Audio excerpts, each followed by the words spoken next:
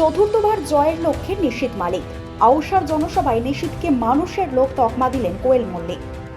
টানা তিনবারের জয়ী বিধায়কের ওপর ফের ভরসা রেখেছে দল, আর সেই আস্থার মর্যাদা দিতেই এবার বর্ধমান উত্তরের তৃণমূল প্রার্থী নিশীথ কুমার মালিকের সমর্থনে আসরে নামলেন তারকা সাংসদ কোয়েল মল্লিক।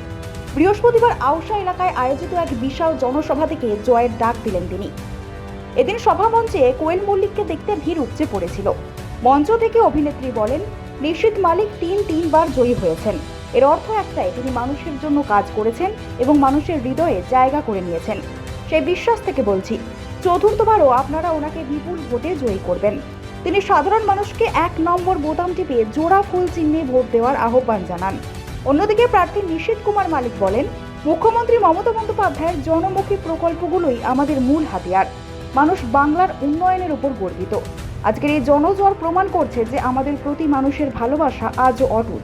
বাটনটা টিপবেন, যেটা আমি একটু আগেই বললাম নিশীথ বাবু সম্পর্কে, যে 3বার উনি যখন জয়ী হয়েছেন তার মানে অনেক মানুষের উপকারে লেগেছেন। তাই জন্য সেই বিশ্বাসটা আবার আছে যে চতুর্থবারেও উনি আবার বিপুল ভোটে জয়ী হবেন।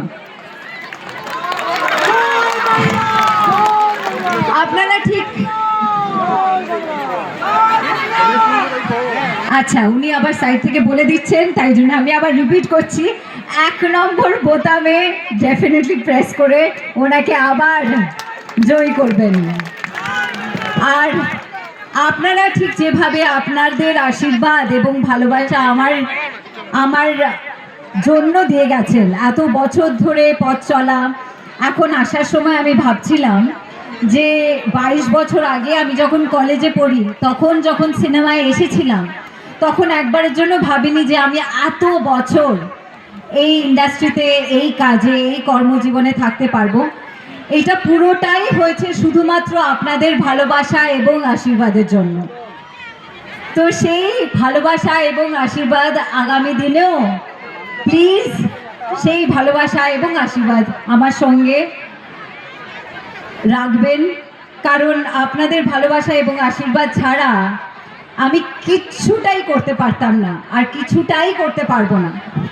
তাই জন্য আমি যতটুকুন হতে পেরেছি শুধুমাত্র আপনাদের ভালোবাসা এবং আশীর্বাদের জন্য।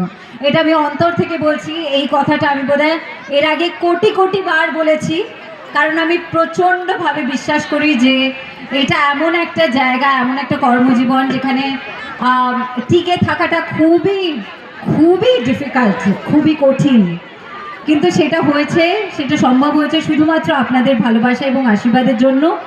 এখন যেহেতু আপনারা জানেন যে আমি রাজ্যসভায় এসেছি এবং একজন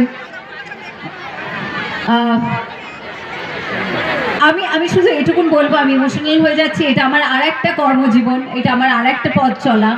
সেখানেও আপনাদের ভালোবাসা এবং আশীর্বাদ আমি সঙ্গে নিয়েই চলবো। যতটুকুন যেতে পারবো শুধুমাত্র আপনাদের ভালোবাসা এবং আশীর্বাদের জন্যই চলতে পারবো।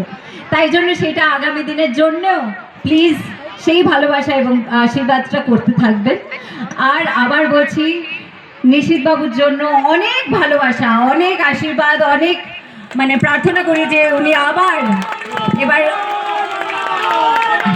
বাংলার মানুষের জন্য যেভাবে প্রায় 94টি প্রকল্প মানুষের মধ্যে যেভাবে দিয়েছেন, মানুষ এতে অত্যন্ত খুশি, আনন্দিত, গর্বিত। সেই জন্য আজকে প্রখর রৌদ্রে, প্রখর তাপের মধ্যেও মানুষের হাজার মানুষ তারা আজকে এই সভায় আজকে উপস্থিত হয়েছে। এটা মমতা বন্দ্যোপাধ্যায়ের আশীর্বাদ ছাড়া আর কিছু হতে পারে না। চতুর্থবারের জন্য আপনি যে আশা করছেন, সেই আশাটা কি আপনার পক্ষে কি কত হাজার ভোটে আপনি ভাবছেন? আমি তো আগেও বলেছি, এখনও বলছি, আমি 70,000 ভোটে জয়লাভ করব। শুধু সময় অপেক্ষা। আর বিজেপি, সিপিএম যারা আছেন তারা দ্বিতীয় স্থানের জন্য এখন লাফালাফি করবে। বিজেপি জামানত জব্দ হবে, এটা আমি বলতে পারি। একটা বিশাল নির্বাচনে জনসভা করেছিলেন রাজ্যসভার সাংসদ কি বলবেন? শুধু এটা আজকে শেষ নয়, আমাদের আরও ভিআইপি জনসভা আছে, আরও র্যালি আছে। আমরা প্রতিদিন মানুষের দুয়ারে আমি যেমন নিজে প্রচার করছি প্রত্যেকটা অঞ্চলে, ঠিক সেরকম আমাদের কর্মীরাও কিন্তু প্রত্যেকটা মানুষের দুয়ারে আমাদের যে সার্বিক উন্নয়ন, সাথে বিজেপির মিথ্যাচার, তার বিরুদ্ধে আমরা মানুষকে বোঝাচ্ছি।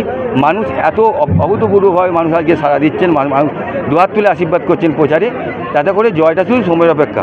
এবং আপনারা তো সকলে জেনে গেছেন যে মমতা বন্দ্যোপাধ্যায় চতুর্থবার মুখ্যমন্ত্রী হচ্ছে, এটা শুধু এটাও সময় অপেক্ষা। 4 তারিখ 12টার পরে এটা পরিষ্কার হয়ে যাবে।